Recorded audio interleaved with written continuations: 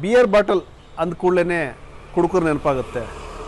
ಇಂತಹ beer bottle ಸಹ ರೈತರ ನೆರವಿಗೆ ಬರುತ್ತೆ ಅಂತಂದರೆ ನೀವು ನಂಬ್ತೀರಾ?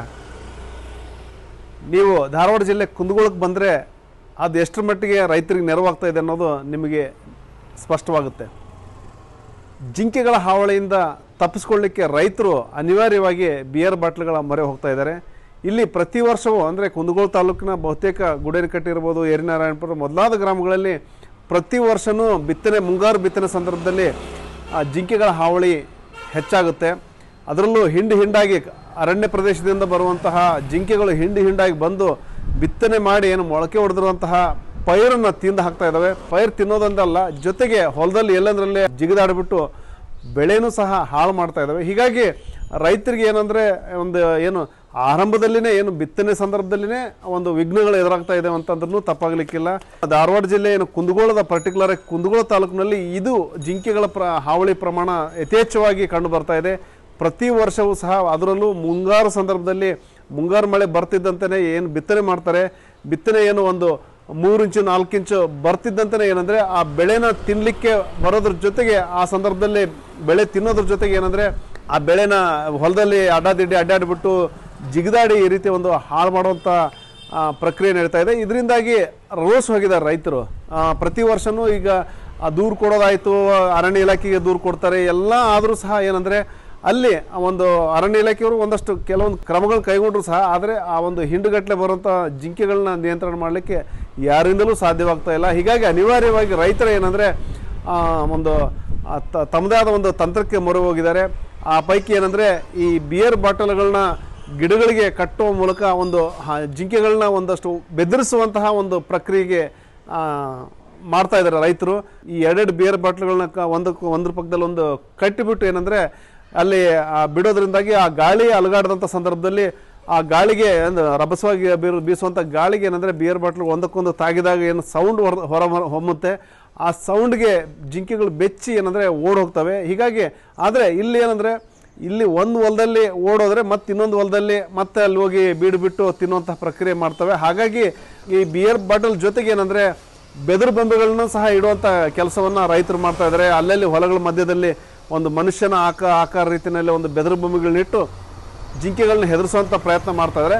ತಂತ್ರ ಮತ್ತು ಏನೆಲ್ಲ ಮಂತ್ರಗಳು ಮಾಡಿದ್ರು ಸಹ ಏನಂದರೆ ಜಿಂಕೆಗಳು ಒಂದಷ್ಟು ನಿಯಂತ್ರಣಕ್ಕೆ ಬಂದಿದೆ ಅಂತ ಮೇಲ್ನೋಟಕ್ಕೆ ಅನಿಸಿದ್ರು ಸಹ ಅದರ ಬೆಳೆ ಹಾನಿ ಮಾತ್ರ ಅಲ್ಲೆಲ್ಲಿ ಆಗ್ತಾನೆ ಇದೆ. ಮತ್ತು ಸಾಕಷ್ಟು ಪ್ರಮಾಣದಲ್ಲಿ ಏನಂದರೆ ಈಗ ಮುಂಗಾರು ಬಿತ್ತನೆ ಮಾಡಿದಂಥ ಹೊಲಗಳಲ್ಲಿ ಸಾಕಷ್ಟು ಪ್ರಮಾಣದಲ್ಲಿ ಬೆಳೆ ಹಾನಿ ಆಗ್ತಾ ಇದೆ. ಅದರಲ್ಲೂ ಮುಖ್ಯವಾಗಿ ಏನಂದರೆ ಸೋಯಾಬೀನ್ ಮತ್ತು ಶೇಂಗಾ ಬೆಳೆಗೆ ಹೆಚ್ಚಿನ ಪ್ರಮಾಣದಲ್ಲಿ ಇವು ಆ ಹೊಲಗಳಲ್ಲಿ ದಾಳಿ ಮಾಡ್ತಾ ಇರೋದ್ರಿಂದಾಗಿ ರೈತರಿಗೆ ದೊಡ್ಡ ತಲೆನೋವಾಗಿಯೇ ಪರಿಣಮಿಸಿದೆ ಅಂತ ಹೇಳ್ಬೋದು. ಹಾಗಾಗಿ ಕಳೆದ ವರ್ಷವೂ ಸಹ ಈ ರೀತಿ ತೊಂದರೆ ಆದಾಗ ಅರಣ್ಯ ಇಲಾಖೆಗೆ ಅಧಿಕಾರಿಗಳ ಗಮನಕ್ಕೆ ತಂದಿದ್ರು ಮತ್ತು ಜಿಲ್ಲಾ ಮಟ್ಟದ ಅಧಿಕಾರಿಗಳ ಗಮನಕ್ಕೆ ತಂದಿದ್ರು ಸಹ ಪ್ರಯೋಜನವಾಗದೇ ಇದ್ದಾಗ ಕೊನೆಗೆ CM ಅವರ ಗಮನಕ್ಕೆ ತಂದಾಗ ಒಂದಷ್ಟು ಪರಿಹಾರ ಸಿಕ್ಕಿತ್ತು. ಆದರೆ ಆ ಪರಿಹಾರ ಯಾವುದಕ್ಕೂ ಸಾಲಲ್ಲ ಅನ್ನೋದು ರೈತರ ಅಭಿಪ್ರಾಯವಾಗಿದೆ. ಹಾಗಾಗಿ ನಮಗೆ ಪರಿಹಾರ ಕೊಡೋದಕ್ಕಿಂತ ಮುಖ್ಯವಾಗಿ ಈಗೇನು ಕಾಡಿನಿಂದ ಬರ್ತಾ ಇರುವಂಥ ಜಿಂಕೆಗಳನ್ನ ಒಂದಷ್ಟು ನಿಯಂತ್ರಣ ಮಾಡ್ರಿ ಅನ್ನೋ ಆಗ್ರಹ ರೈತರದಾಗಿದೆ. ಕಾಡಿನಿಂದ ನಾಡಿಗೆ ಬಂದಾವ ಸರ್. ಅವು ಯಾವುದರಿಂದ ಬಂದಾವ ಸರ್? ಈಗ 4-5 ವರ್ಷ ಸರ್ ಇದೇ ರೀತಿ ಚಿಗರಿ ಬಿತ್ತಿದ ಉಡ್ಲೇನ ಮುಂದೊಂದು 4-5 ದಿನಕ್ಕೆ ಪೀಕ್ ಕೊಡ್ತೈತೆ ರೀ. ತಿನ್ನೋದು ಅಷ್ಟೇ ಅಲ್ರಿ, ಮನ್ಸ ಹಚ್ಚಿ ಎತ್ತಬೇಕಂತ ಹೊಲ್ದಾಗ ಜಿಗದಾಡಿ ತುಳಿದು ನಾಟಿಗೆ ಎಲ್ಲ ನಾಶ ಮಾಡಕತ್ತಾವು. ಹೋದ ಸರಿ ಏನು ಹಿಂಗಾಗಿ ಸರ್ ಅರಣ್ಯ ಇಲಾಖೆ ನಾವು ಮನವಿ ಕೊಟ್ವಿ. ಅವರು ಮನವಿ ಸ್ಪಂದನೆ ಮಾಡಲಿಲ್ಲ. ಹೊಳ್ಳಿ ಮತ್ತು CM ಅವ್ರಿಗೆ ಕೊಟ್ವಿ. CM ಅವ್ರಿಗೆ ಕೊಟ್ಟಿಂದ ತಕ್ಷಣ ಗ್ರಾಮಕ್ಕೆ ಆಗಮಿಸಿ ಅವರು ನೋಡಿ ಅದಕ್ಕೆ ಸ್ವಲ್ಪ ಪರಿಹಾರ ಕೊಟ್ರಿ ಸರ್. ಅವ್ರು ಲುಕ್ಷಣೆ ಆಗಿದ್ದು ಭಾಳ, ಅವರು ಒಂದು 5-6 ಸಾವಿರ ರೂಪಾಯಿ ಪರಿಹಾರ ಬರುವಂಗೆ ಮಾಡಿದ್ದಾರೆ. ಆದ್ರೆ ಅದು ಎದಕ್ಕೂ ಉಪಯೋಗ ಆಗಲ್ಲ ಸರ್. ನಮ್ಗೆ ಭಾಳ ಲಾಸ್ ಮಾಡತ್ತಾವು.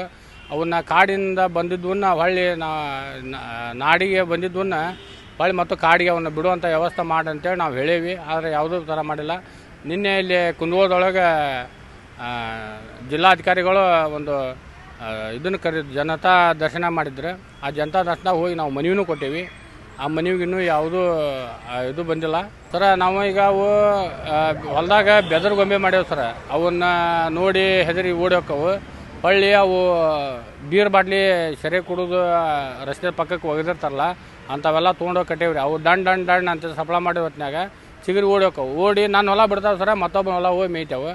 ಆದರೆ ಎಲ್ಲ ರೈತರು ಒಂದೇ, ಯಾವಂದು ಬೆಳೆಯೋರು ಲಾಸ್ ಆದರೂ ಅಷ್ಟೇ, ನನ್ನ ಬೆಳೆಯೋರು ಲಾಸ್ ಆದರೂ ಅಷ್ಟೇ. ಆದರೆ ಎಲ್ಲರೂ ಅದನ್ನ ಪ್ರಯೋಗ ಮಾಡ್ಬೇಕು, ಅದನ್ನು ಮಾಡ್ತಾಯಿಲ್ಲ. ನಾನು ಮಾಡೇನಿ, ನಾನು ಹೊಲ ಬಿಟ್ಟವು, ಬೇರೆ ಹೊಲದಾಗ ಹೋಗಿ ಮಾಡ್ಯಾವು. ಆದರೆ ಮಾನ್ಯ ಸಚಿವರು ಆಗಲಿ ಹಾಗೂ ಸಂಬಂಧಪಟ್ಟ ಅರಣ್ಯ ಇಲಾಖೆ ಮಿನಿಸ್ಟರ್ ಆಗಲಿ ಇತ್ತ ಕಡೆ ಗಮನ ಹರಿಸಿ ಅವನ್ನ ಕಾಡಿಗೆ ಅಟ್ಟುವಂಥ ವ್ಯವಸ್ಥೆ ಮಾಡ್ಬೇಕಂತೇಳಿ ನಾ ಈ ಮೂಲಕ ಸರ್ಕಾರಕ್ಕೆ ಒತ್ತಾಯ ಮಾಡ್ಕೊತಾನೆ. ಏನು ಈಗ ಏನು ಸಾಕಷ್ಟು ಬೇರೆ ಬೇರೆ ಕಡೆ ಏನು ಗುಡೇರು ಕಟ್ಟಿರ್ಬೋದು, ಸುತ್ತಮುತ್ತ ಸಾಕಷ್ಟು ಏನು ಕುಂದಗೋಳ ತಾಲೂಕಿನ ವಿವಿಧ ಹಳ್ಳಿಗಳಲ್ಲಿ ಏನು ಈ ತೊಂದರೆ ಆಗ್ತಾ ಇದೆ. ಆ ತೊಂದರೆ ನಿವಾರಣೆಗೆ ಏನಂದರೆ ಒಂದಷ್ಟು ಏನಾದರೂ ಒಂದು ಸಮಗ್ರ ಒಂದು ಏನಾದರೂ ಒಂದು ಪ್ರಯತ್ನ ಮಾಡಬೇಕು ಮತ್ತು ಏನು ಕಟ್ಟುನಿಟ್ಟಿನ ಕ್ರಮ ಕೈಗೊಳ್ಬೇಕನ್ನೋ ಒಂದು ಆಗ್ರಹ ರೈತರದಾಗಿದೆ. ಇಲ್ಲದೇ ಇದ್ದಲ್ಲಿ ನಮ್ಮ ಬೆಳೆ ತಿಂದು ತೇಗ್ತವೆ, ಜೊತೆಗೆ ಏನಂದರೆ ಅಲ್ಲಿ ಏನು ಬಿತ್ತನೆ ಮಾಡಿದಂತಹ ಹೊಲಗಳನ್ನು ನಾಶ ಮಾಡ್ತವೆ. ಅದರಿಂದಾಗಿ ವರ್ಷದ ಬೆಳೆ, ನಾವೇನು ವರ್ಷದ ಬೆಳೆ ಅಂತ ಅಂದ್ಕೊಳ್ತೀವಿ, ಆ ವರ್ಷದ ಬೆಳೆನೇ ಆರಂಭದಲ್ಲಿನೇ ಕೈ ಕೊಟ್ಟರೆ ನಾವು ಹೆಂಗೆ ಮಾಡೋದನ್ನೋ ಒಂದು ಪ್ರಶ್ನೆ ರೈತರದಾಗಿದೆ. ಹಾಗಾಗಿ ಅರಣ್ಯ ಇಲಾಖೆಯು ಸಹ ಒಂದಷ್ಟು ಕಟ್ಟುನಿಟ್ಟಿನ ಕ್ರಮ ಕೈಗೊಳ್ಳೋ ಅಗತ್ಯವಿದೆ. ಜೊತೆಗೆ ಇಲ್ಲಿ ಏನು ಕಾಡು ನಾಶ ಆಗ್ತಾ ಇರೋದ್ರಿಂದಾಗಿ ಕಾಡಿನಿಂದ ಅಲ್ಲಿ ಆಹಾರ ಸಿಗದೇ ಇರೋ ಹಿನ್ನೆಲೆಯಲ್ಲಿ ಅವು ಸಹ ಒಂದು ಅಕ್ಕಪಕ್ಕದ ಹಳ್ಳಿಗಳಿಗೆ ನುಗ್ಗುವಂಥ ಒಂದು ಪರಿಸ್ಥಿತಿ ಇದೆ. ಹೀಗಾಗಿ ಅವಕ್ಕೇನಾದರೂ ಒಂದು ವೈಜ್ಞಾನಿಕವಾಗಿ ಏನಾದರೂ ಒಂದು ನಿಯಂತ್ರಣಕ್ಕೆ ಏನಾದರೂ ಕ್ರಮ ಕೈಗೊಳ್ಳುವ ಅಗತ್ಯವಿದೆ. ಹಾಗಾದಾಗ ಮಾತ್ರ ಒಂದಷ್ಟು ರೈತರು ನೆಮ್ಮದಿಯಿಂದ ಇರಬಹುದು, ರೈತರು ನೆಮ್ಮದಿಯಿಂದ ಬೆಳೆ ತೆಗೆದುಕೊಂಡು ಒಂದಷ್ಟು ಲಾಭ ಮಾಡ್ಕೋಬಹುದು. ಇಲ್ಲದೇ ಇದ್ದರೆ ಏನಂದರೆ ಈ ರೀತಿಯ ಒಂದು ನಷ್ಟಕ್ಕೆ ಒಳಗಾಗುವಂಥ ಪರಿಸ್ಥಿತಿ ನಿರ್ಮಾಣವಾಗಿದೆ. ಈ ನಿಟ್ಟಿನಲ್ಲಿ ಸರ್ಕಾರವೂ ಸಹ ಒಂದಷ್ಟು ಕಟ್ಟುನಿಟ್ಟಿನ ಕ್ರಮ ಕೈಗೊಳ್ಳುವ ಅಗತ್ಯವಿದೆ. ಶಿವರಾಮ ಮಸೂರಿ, ನ್ಯೂಸ್ 18 ಹುಬ್ಬಳ್ಳಿ.